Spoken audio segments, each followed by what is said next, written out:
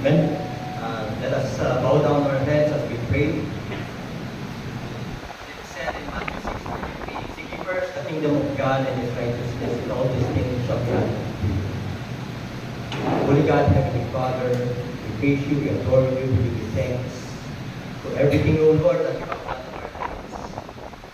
True, Lord God, this is the day that you have made, and we will continue to rejoice and be glad in it. Great is thy faithfulness, O Lord.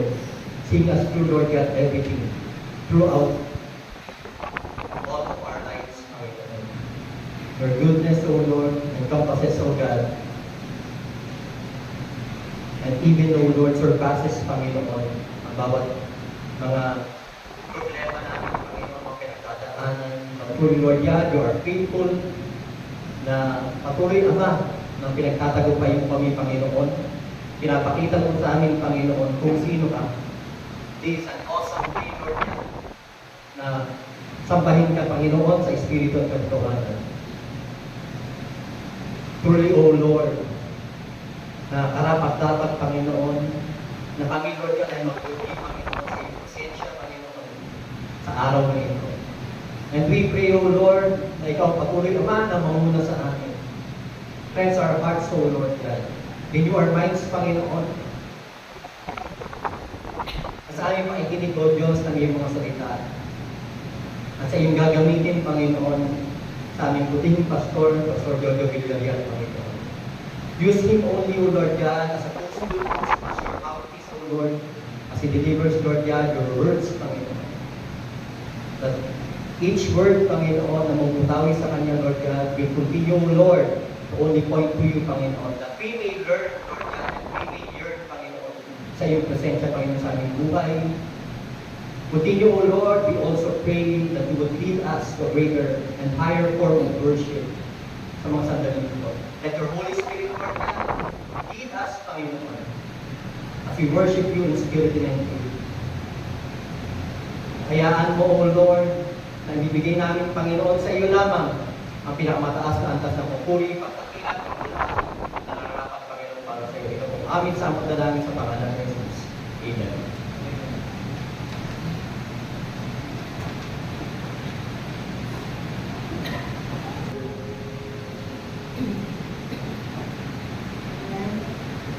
The birth of Jesus Christ, which we celebrate, is always a time of great joy and thanksgiving. This coming of a Messiah fulfills the promises in the Old Testament and represent God's incredible love for humanity. Luke chapter 2, verses 10 to 11. But the angel said to them, do not be afraid, for behold, I bring you good news of great joy, which will be for all the people. Today, in the city of David, there has been born for you a Savior, who is Christ the Lord. Isaiah chapter 9, verse 6. For a child will be born to us, a son will be given to us, and the government will rest on his shoulders. And his name will be called Wonderful Counselor, Mighty God, Eternal Father, Prince of Peace. Psalm 95, verse 6. Come, let us worship and bow down. Let us kneel before the Lord our Maker. These verses remind us of the miracle of Christ's birth and of the eternal gift of salvation that God has given to us.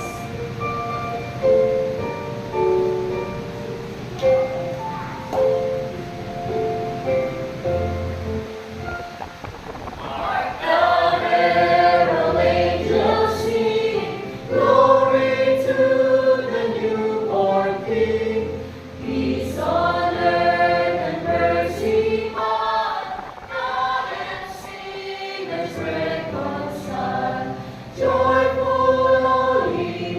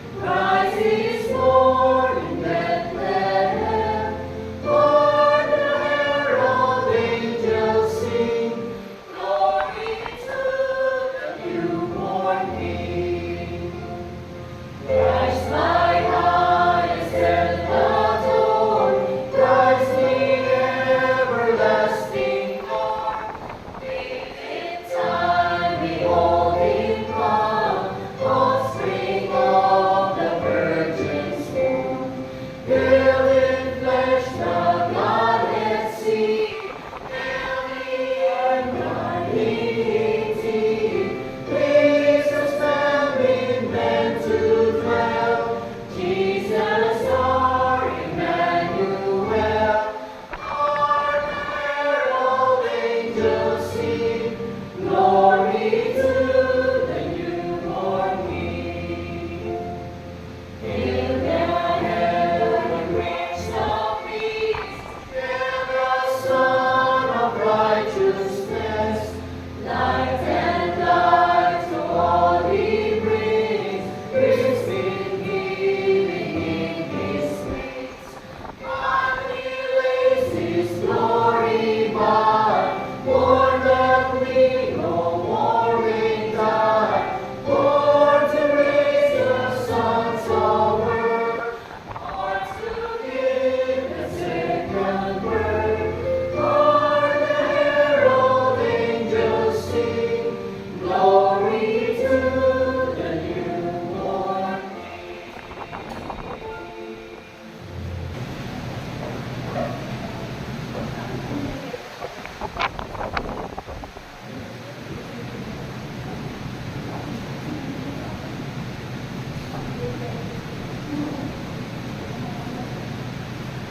Our scripture,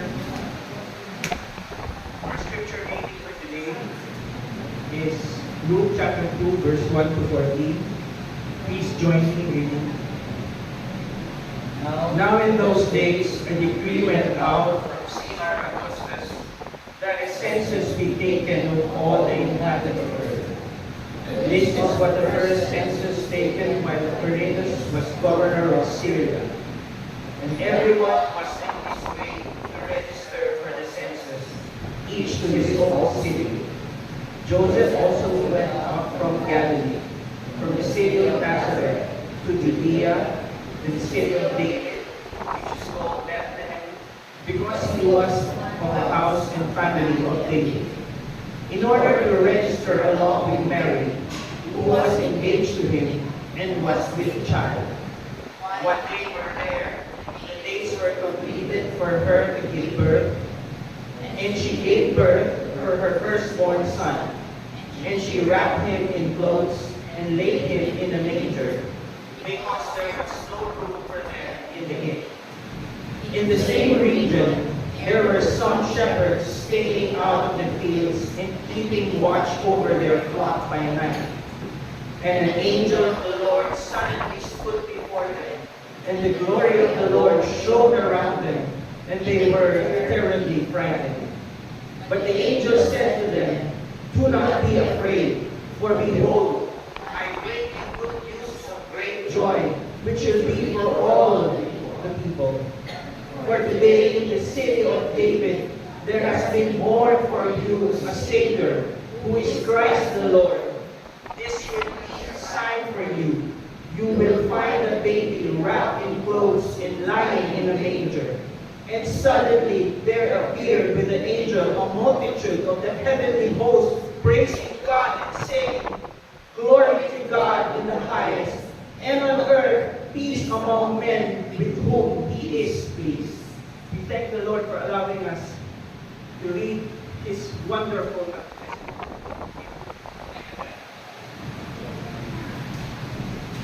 Please be seated.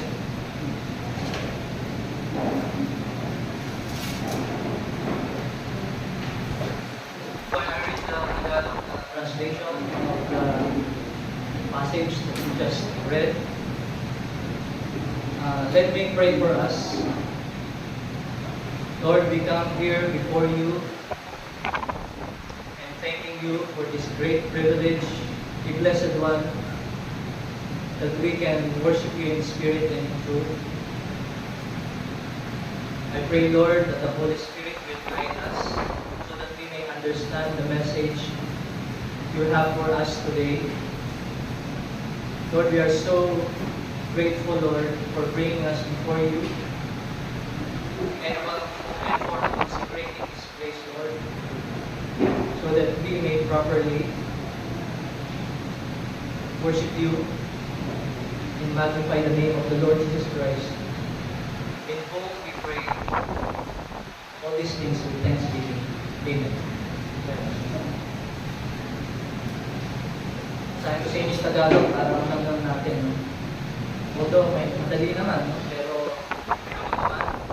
nais kong basahin sa Tagalog ang mga salita ng Diyos na ating binasa ngayong umagang ito.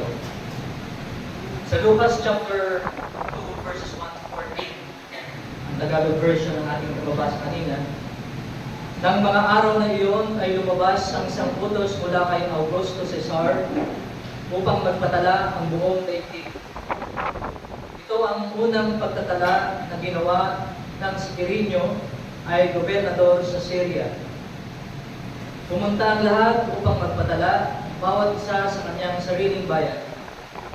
Umabot din si Jose mula sa Galilea, mula sa bayan ng Nazareth, patungo sa Judea, sa lungsod ni David, na tinatawag na Bethlehem, sapagkat siya'y mula sa sambahayan at ibig David, upang magpatala kasama ni Maria, na kanyang magiging asawa, na noon ay malapit ng manganak. Samantalang sila'y naroroon, dumating ang panahon ng kanyang panganganak. At kanyang sinilang ang kanyang panganay na anak na lalaki, binalot niya ito ng mga lampin at inihiga sa isang sapsakan sapagkat walang lugar para sa kanila sa bahay patruya. Sa lupain iyon ay may mga pastol ng tupa na nasa parang na nagbabantay sa kanilang apat sa gabi. Tumayo sa tabi nila ang isang anghel ng Panginoon at ang kalwalatian ng Panginoon ay nagliwanag sa palibot nila at sila'y lubhang natakot. Kaya sinabi sa kanila ng anghel, huwag kayong matakot sapagkat narito, dala ko sa inyo ang magandang balita ng malaking kagalakan para sa buong bayan. Sapagkat pinanganak sa inyo ngayon sa lungsod ni David ang isang tagapagligtas na siya ang Kristo, ang Panginoon. Ito ang magiging palatandaan ninyo. Matatagpuan ninyo ang isang sanggol na balot ng lampin at nakahiga sa isang sabsaban. At biglang sumama sa anghel ang isang malaking upo ng langit na nagpupuri sa Diyos at nagsasabing, luwalhati sa Diyos sa kataas-taasan at sa lupa'y kapayapaan sa mga taong pinalulugdan niya. Ito ang mga salita ng Diyos. We've learned last week about this passage, and we've learned so much about the passage. Though this is a familiar passage that I know that everyone is familiar with, but this is enriched with the teaching that Christians ought to honor the Savior Jesus Christ. Kailangan natin siyang ikarangal, and hindi natin kailangan pilitin ang ating sarili na ikarangal natin ang ating Panginoong sa Kristo na siyang ating pinagdiriwang. Hindi natin ipinagdiriwang ang sino man o ang anumang bagay, kundi si Kristo ang ating pinagdiriwang. Walang pinakamahalagang persona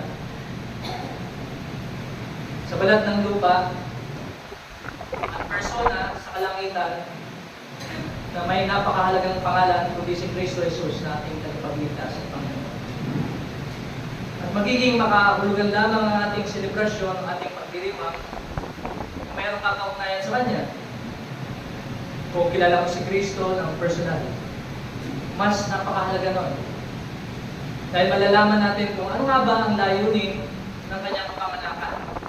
Sapagkat kung tayo mga mananampalataya sa mga tuwid, kung tayo Kristiyano, if we are Christians, we do not just celebrate the birth of the Messiah, but we also celebrate the resurrection of the Lord Jesus Christ nung siya ay namatay, inilibing, at pagkatapos ng 3 araw, siya ay nag-resurrect, nabuhay na maguli, na nagpapatunay ng kanyang pagiging Diyos.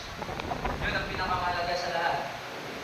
Sabi ng maraming theologians, at ako ay agree sa kanila, ang pinakamahalaga sa buhay ni Kristo para sa ating mga mananampalataya ay hindi yung Pasko na tinatawag o yung birth of Christ, hindi yung the death and the resurrection of the Lord Jesus Christ. In fact, every week we celebrate the death, the life, and the resurrection of the Lord Jesus Christ when we partake of the Lord's Supper. Naisip niyo ba yun? we celebrate Jesus Christ every time that we meet here in the assembly. When we partake of the bread, which represents the body of Christ, together with the cup, which represents the blood of the Lord Jesus Christ. Kasi pag sinabing blood of the Lord Jesus Christ, talagang namatay siya. Literal na namatay ang Panginoong Kristo. At hindi ito kwentong kutsero, tinatawag na kwentong kutsero. Kundi talagang literal na namatay siya at nabuhay na muli pagkatapos ng tatlong araw. Going back to what I've been telling you, from Luke chapter 2 verse 1 to 14, yung ating kababasa kanina, though this is familiar, Christians ought to honor Jesus Christ, the worship He deserves. In fact, kung maalala ninyo ang isang reference sa Bible, sinasabi ng Diyos sa atin, God is seeking true worshipers to worship Him in spirit and in truth. Mahalaga sa Panginoon, and therefore, mahalaga din para sa ating mga Kristiyano. Tayo hinanap niya, He sought us to worship Him. And how do we worship Him? We worship Him in spirit and in truth. Pag sinabing we worship God in spirit, meaning the Holy Spirit guides us, He teaches us, He comes alongside us to worship Him truly, yung totoong pag-worship sa Panginoon.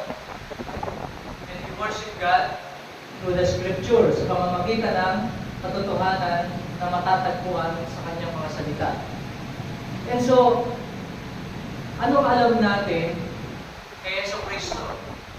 Alam natin ng eternal Son of God, meaning God the Son who exists for all eternity, na hindi natin mabibilang ang eternity. He exists for all eternity. Siya ay nabubuhay sa lahat ng panahon, magpakailan-kailanman. Diyos na nagkatawang tao.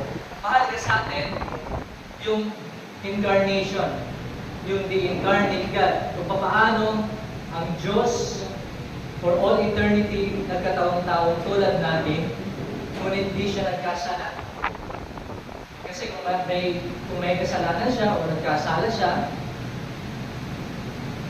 base sa standard ng Diyos, edi hindi siya qualified na maging redeemer natin o manunubos sa natin, no?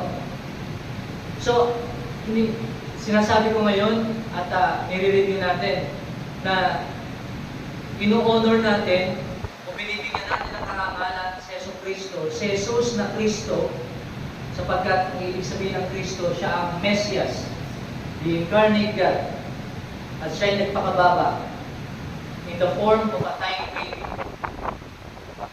And sabi ni John the Beloved, He lived among us. Siya ay nabuhay na kasama namin.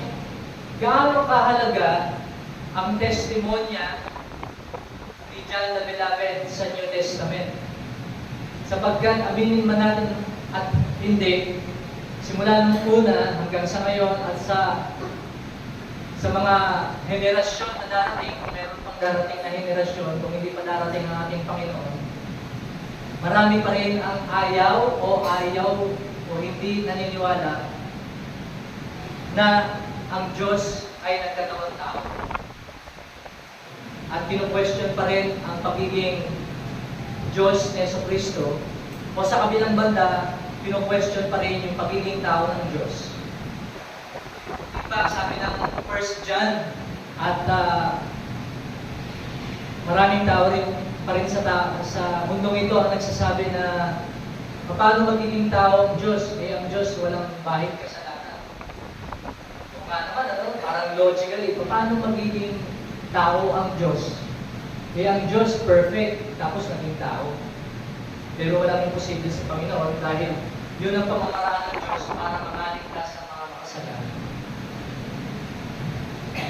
And that is the importance of knowing the incarnate God. Siya ay naging tao. Sabi nga ng John chapter 1 verse 14, And the Word became flesh. And the Word became human being. And the Word incarnate and dwelt among us. And we saw His glory, glory of the only begotten from the Father, full of grace and truth.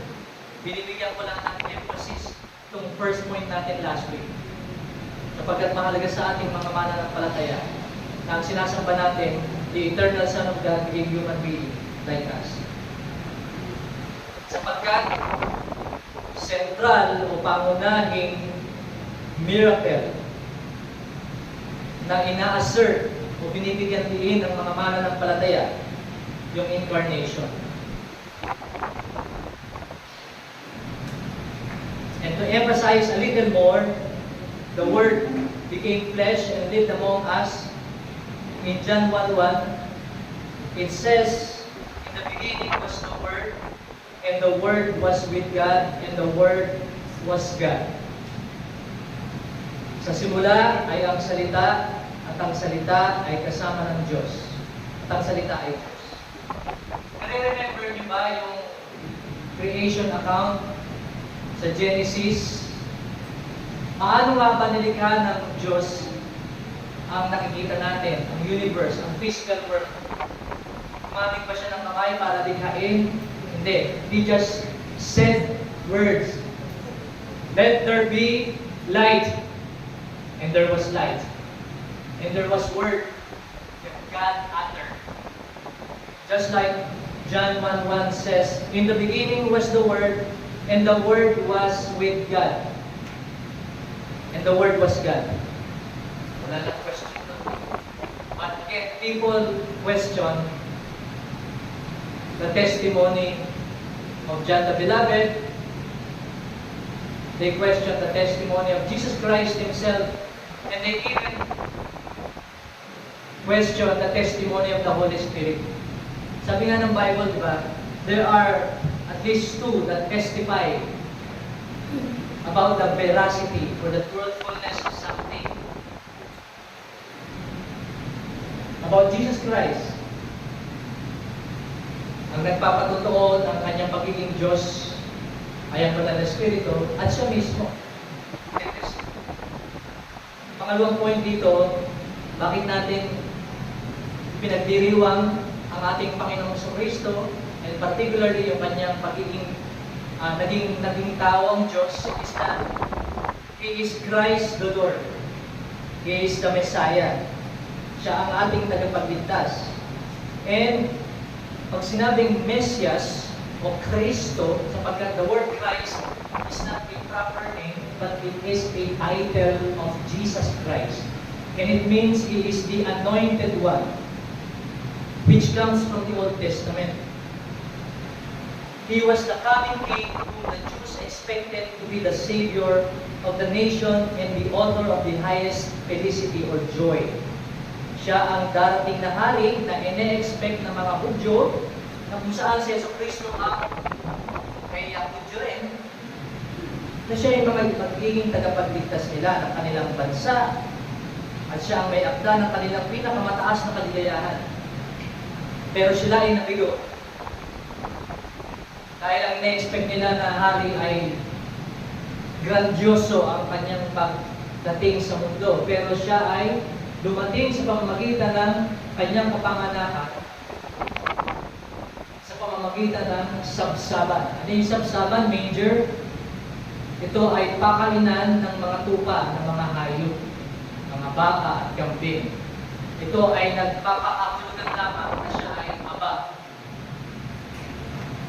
Nagpakababa siya para sa ating mga makasalanan. Ito ang pinramis ng Diyos mula pa sa Old Testament. Kanina, binasa yung Isaiah chapter 9. Itong verse 6 to 7, ito ay prophecy tungkol kay Messias, Jesus Christ, na tumutukoy sa Kanya.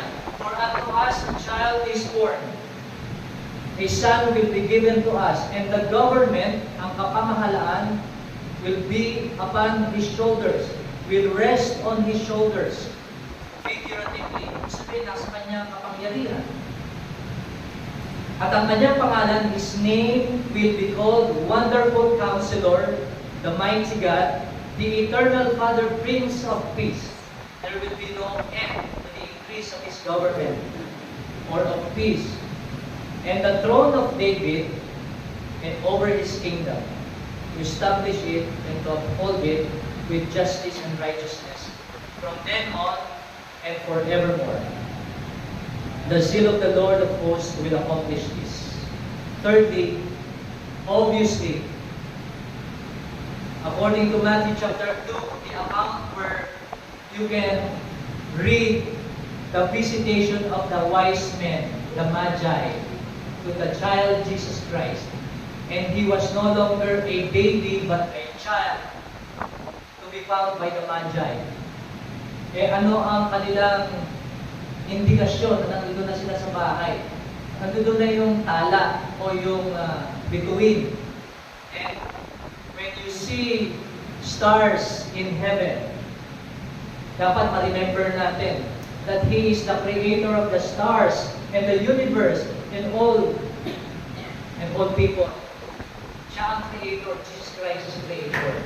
Hindi ba sa tatlong descriptions ni Jesus Christ dito, sa passage na ito, along with Matthew chapter 2, verses 2 to 10, di ba marapat lamang na siya ay ating sambahin?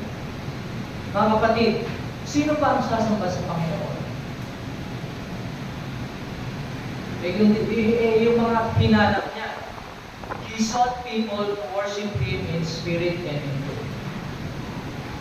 Hindi natin inaasahan o ang Diyos ay umaasa na siya ay sambahin ng mga tao hindi niya kilala.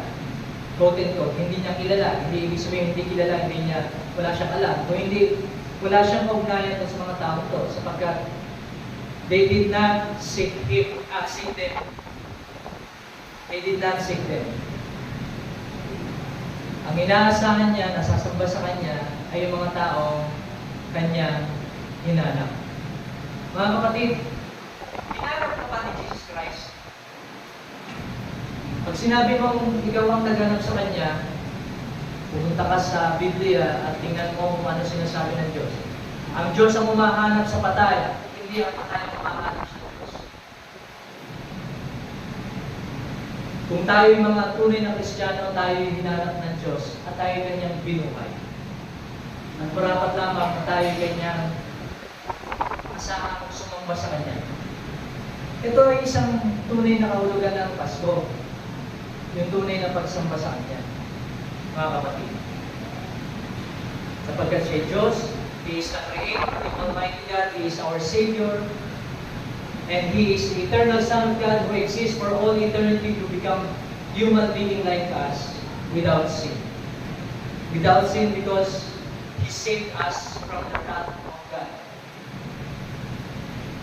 Tayo kanyang niligtas mula sa paghahatol ng Diyos, mula sa galit ng Diyos. Hindi lang sa kasalanan nagagalit ng Diyos. Sabi ng Biblia, ulitin ko sa inyo, hindi lamang sa galit ng mga tao nagagalit ng Diyos. Hindi lang sa kasalanan, kundi sa mga tao ang gumagawa ng kasalanan. At sinong tao ang hindi gumagawa ng kasalanan? Sinong tao? Wala. Everyone is subject to the wrath of God. And that is why we need Jesus Christ. We are all subject to the wrath of God. We are all subject to the judgment of God. Kaya maawa sa atin ang Diyos. And that is the very reason God the Father sent His only begotten Son only to die for you. And you must realize that you are a sinner who is hopeless, who is subject to the wrath of God. And anytime pwede tayo punin ng Diyos. Tapos ang buhay na ito, wala. Ano kailangan natin gawin? Kung alam natin na tayo makasalanan, turn away from sin. Kailangan alam mo na makasalanan ka eh. You turn away from sin. What is turn away from sin? Pagsisihan mo ang iyong kasalanan at manampalataya ka kay Jesus na Kristo. tagapagligtas na nagbigay ng buhay na matay sa krus. Let's go back to what we have been telling, that Christmas with a great purpose. The first purpose that we can see is that we worship Him. We Christians worship Him truly. And why did Christ come to the earth? It is not enough for you Christians, believers, to know who the Lord Jesus Christ is. Pwede natin sabihin, it is our responsibility to share Jesus Christ. Diba? To tell Jesus Christ. Ang nakakalungkot, mas busy pa tayo na sabihin ang mga ibang bagay liban kay Kristo. Diba? We are all guilty of that. Kaya wala tayong may tatanggi doon. Kailangan i-evaluate natin ang sarili natin. Kapag meron tayong oportunidad na sabihin kung sino sa Kristo, sabihin na natin. I-share natin. Pag sinabing gospel, hindi natin i-share na paano tayo naligtas. Ano ba yung experience natin? Is that the gospel? The gospel is found literally in 1 Corinthians chapter 15, where the first 4 to 7 verses tell us that Jesus Christ died and He was resurrected from the dead. And therefore, the gospel is all about Jesus Christ. It's not all about your experience. That's the gospel. Walang masama kung sasabihin mo ang iyong experience, paano ka ba naligtas? Of course, naligtas ka dahil sa awa ng Diyos, dahil sa Kanyang grace. But that is not the gospel. The gospel is Jesus Christ. He died and He resurrected from the dead. 1 Corinthians chapter 15, verse 1 to 4, until you reach verse 7. And so, share the Lord Jesus Christ. Meron kayong opportunity to share the gospel. Sabihin natin nakakahiya, mag-share ng gospel. O kaya nakakatakot, mag-share ng gospel. Totoo yan.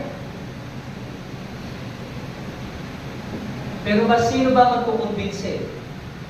Sino ba magkukumbinse? Magkukumbinse na makasalanan ang sinesharean nyo?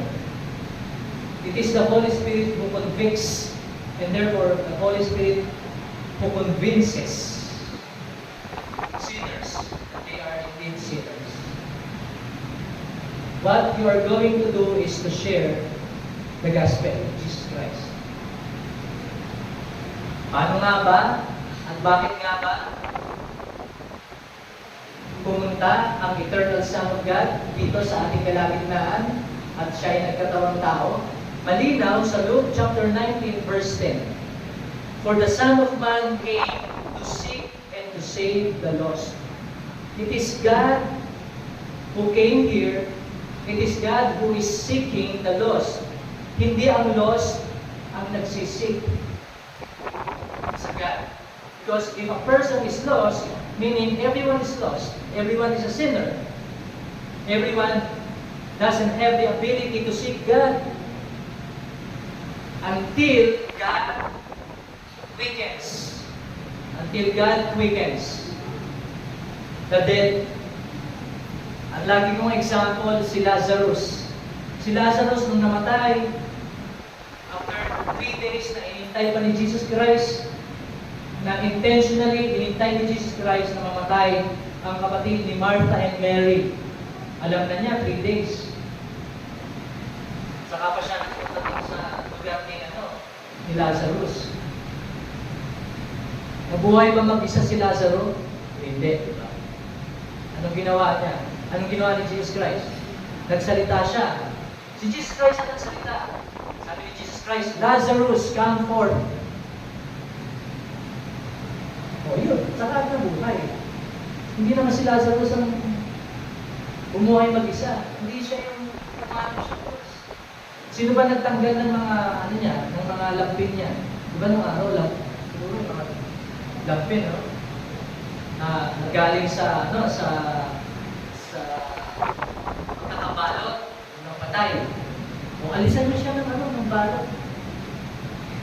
So, ang point dito ng Bible, wala tayong abilidad na tayo ay mag-seek o maghanap sa Diyos. Tayo ang hinahanap. Merong classic example dyan. In Luke chapter 19, let me read to you the entire passage about that. Saan yan? Oh, this is about Zacchaeus. Luke 19. Please bear with me, mga kapatid. At babasahin ko sa inyo ang buong passage na ito. Jesus Christ entered Jericho and was passing through. And behold, there was a man named Zacchaeus. He was a chief tax collector. You know what a chief tax collector was in the New Testament? Siya ang pinakamasama. Sabihin natin, isa sa pinakamasamang tao sa panahon ni Jesucristo. Dahil siya ay nakakolekta ng buwis ng sobra-sobra sa mandated ng Roman government. So therefore, yung sobra-sobra na kanilang sinisingil tulad ni Zacchaeus, ibinubulsan niya. Kaya mayayaman yung mga tax collectors eh. Consequently, ang mga kababayan ni Zacchaeus, who was a Jew, mga Hudyo, galit sa kanya. And therefore, kung ikaw ay tax collector, hindi lang ikaw ay basta mayaman, kundi pinaiinisan ka, kinaiiyamutan ka, sabi ng Tagalog, pinagagalitan ka ng mga tao, at ikaw ay masama. Pero si Jesus Christ, pumunta siya doon. And behold, there was a man named Zacchaeus. He was a chief tax collector and was rich. And he was seeking to see who Jesus was. But on account of the crowd, he could not. Because he was small in stature. Parang ako, maliit. Si Zacchaeus, maliit na tao. Kaya anong ginawa niya? Umakyat siya dun sa sycamore tree. Ano nakalagay dito? Teka muna, Pastor, dito sa first verses, sabi, it was Zacchaeus who sought Jesus Christ. Pero teka muna, babasahin natin yung entire passage. And the reason why a person is seeking God, because he was already sought. Kasi sabi nito, but on the account of crowd, he could not, because this man was small in stature. Maliit lamang siya. So he ran on ahead and climbed up in a sycamore tree to see him, to see Jesus Christ. For he was about to pass that way. Papas through siya. And when Jesus came to the place, he looked up and said to Zacchaeus, sabi niya, Zacchaeus, hurry and come down, for I must stay at your house today. So he heard it and came down and received him joyfully. And when they saw it, they all grumbled. Yung mga tao, bakit kaya pumunta siya dun sa bahay ni Zacchaeus? Kasi alam natin kung sino si Zacchaeus at anong kanyang trabaho. He has gone in to be the guest of a man who is a sinner. And Zacchaeus stood and said to the Lord, Behold, Lord, the half of my goods I give to the poor. And if I have defrauded o nandaya ako anyone of anything, I restore it fourfold. In the Old Testament, isa sa mga dapat gawin ng mga nagkasala sa Old Testament, kapag ikaw ay nagnakaw, ibalik mo na ika-4 na beses yung ninakaw mo. And he was a Jew. And sabi ni Zacchaeus, he was familiar. And he said, kung sino man ang aking dinefraud o ninakawag, dinaya of anything, I restore it fourfold. And Jesus said to him, listen, sabi ni Jesus Christ, today, salvation has come to this house. Since he also is a son of Abraham. Declaration na. Isa sa Zacchaeus, he was a son of Abraham. Meaning to say, hindi lamang siya sa linya ni ng mga Hudyo, kundi siya ay anak ng Diyos. And technically, even right now, if you are a child of God, if you are truly a Christian, born again by the Holy Spirit, you are a child of Abraham. Because there is no now a Jew or a Gentile if you are saved by the blood of Jesus Christ.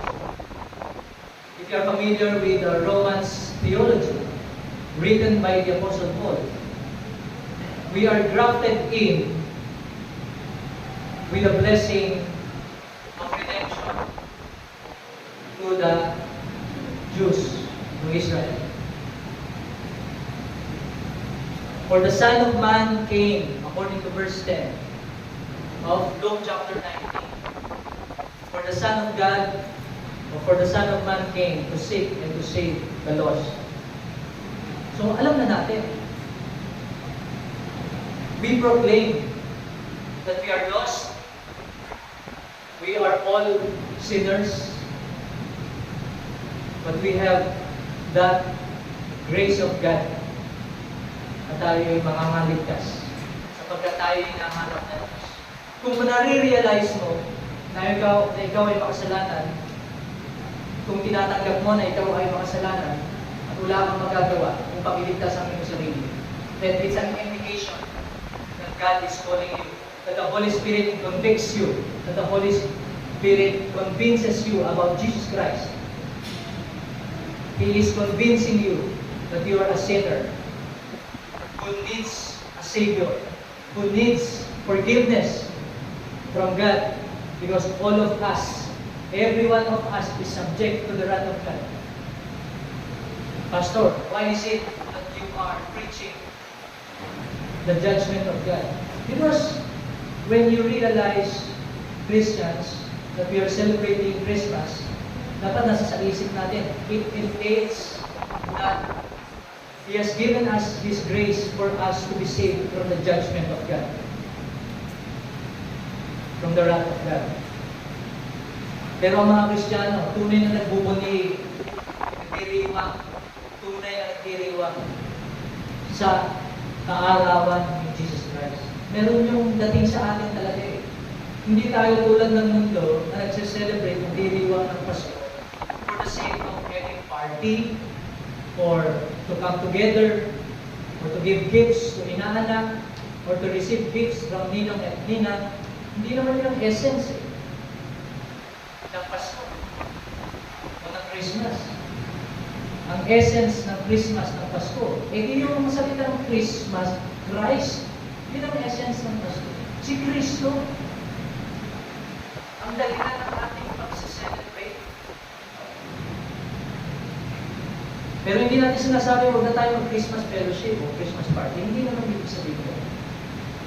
Pero ang pangunahin dito, talaga bang pinagdiriwang natin na tayo may Kristo sa ating buhay, tayo niligtas niya? Yun ang pinakamahalaga sa lahat, di ba? Mga kapatid, yun ang pinakamahalaga sa lahat. Kaya tayo nagdiriwang ng kanyang Christmas. Pinakamahalaga na alam mong ikaw, tinatanggap mo na ikaw ay makasalanan at kailangan you desperately need Jesus Christ. Desperately need.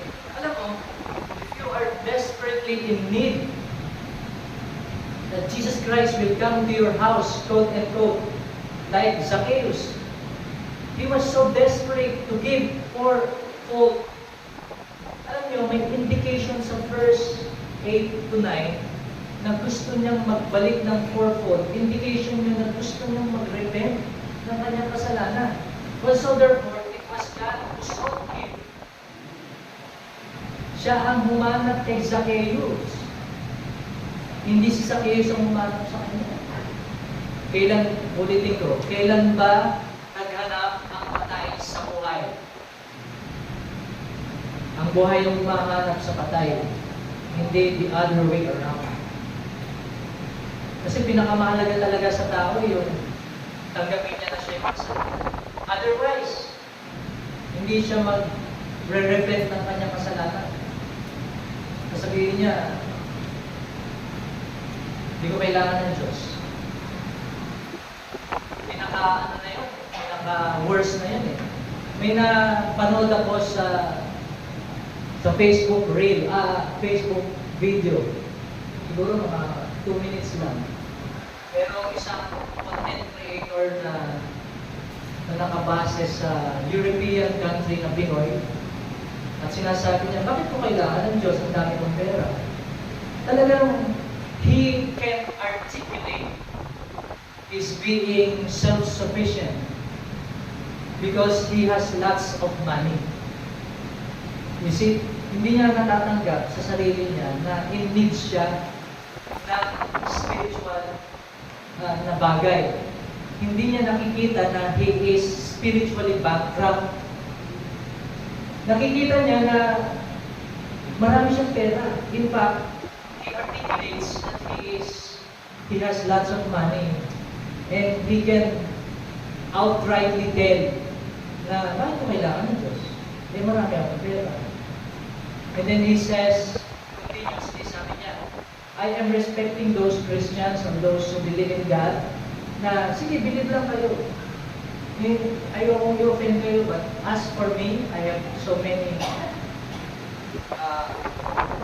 wealth, and I can sustain myself. And that is why, hindi ko kailangan ng Diyos. Tama nga naman siya, sa sarili niya. Kaya nga sinasabi ko, unless God quickens a sinner, a dead person. At nawa, maawa sa kanya ang Diyos. At marami pang taong maaaring tulad niya na maawa ang Diyos. Kasi darating ang Panginoon, lahat ng tao, lahat ng makasalanan, huhusgahan ng Diyos. They will come before the throne of God. And they will be judged by Him. And that is why, mga kapatid, sabi ng Luke 19:10, for the Son of Man, Jesus Christ came to seek and to save the lost. Let us share the grace and the mercy of God. Kung naging merciful ang God sa atin, hopefully maging merciful din tayo sa kanila. Ulitin ko muli, mahirap ba mag-share? Oo. Nakakaya ka, but it is the Holy Spirit who strengthens, who convicts and who convinces people. Pag sinabi ng Lord, bigyan mo ako ng opportunity na i-share. O, bibigyan kayo ng Panginoon ng opportunity. Huwag kang matakot at i-share mo. Hindi mo kailangan crowded. Kailangan mo isa lang. Kaibigan, kapatid. Pero gusto kong paalala, wala sa mga kamay mo ang kaligtasan nila. Tagasabi ka lang. Tagasabi ka lang. Kaya huwag kang madi-disappoint kung nire-reject ka niya o yung aspect. Ang una niyang nire-reject ang Diyos, hindi ikaw. Totoo naman hindi naman ikaw talaga Pero syempre, dahil ikaw ang umarap sa kanya, nire-reject ka talaga niya. Pero ang katunayan niya, ang Diyos ang nire-reject. And remember, at the back of your mind, kailangan sabihin sa Panginoon, Lord, maawa ka dito sa sinishare mo. Buksan mo ang puso niya at maawa ka sa kanya. I pray that the Holy Spirit quickens this person. Pero bahala na ang Holy Spirit kung paano niya gagawin yun Huwag ka na makialam sa Holy Spirit. Bahala na siya sa trabaho niya. Huwag mong pangunahan siya. Kung hindi siya mag-respond sa iyo, meaning to say, kung hindi siya tumanggap ng salita ng Diyos, okay lang. Pinakamalaga, nasabi mo. Huwag mong ipilit. Huwag mong ipilit ang mga perlas sa baboy. Huwag mong ipilit ang mga banal na bagay sa baboy. Yan ang sabi ng Diyos. Do not throw pearls upon pigs. Or do not throw holy things upon them. So this is the message of the Lord this morning. I hope and pray as a brother to you that you will continue to be faithful and trustworthy sa a good steward of the Word of God na i-share natin sa sino man may encounter natin. Kung ibinigay ng Panginoon because it is the Lord who is seeking the lost. And we are to be used by God. Kung nais natin gamitin tayo ng Diyos upang isalita, kung i-share ang gospel sa kanila, praise the Lord. Hallelujah. And now as Christians, let's continue to celebrate the Lord Jesus Christ. Hindi lang tayo maawit ng mga bagay patungkol sa Kanya. Let me remind you a little later, when I finish praying, thanking the Lord for the Word of God, I just want to put into your remembrance that we are going to partake of the elements and remember Him and celebrate the Lord Jesus Christ. Let us pray. Our dear Father in heaven, we are so thankful for the scriptures that you have taught us this morning. Thank you, Lord, for this wonderful privilege that we can come before you. Thank you, Holy Spirit, for opening our understanding.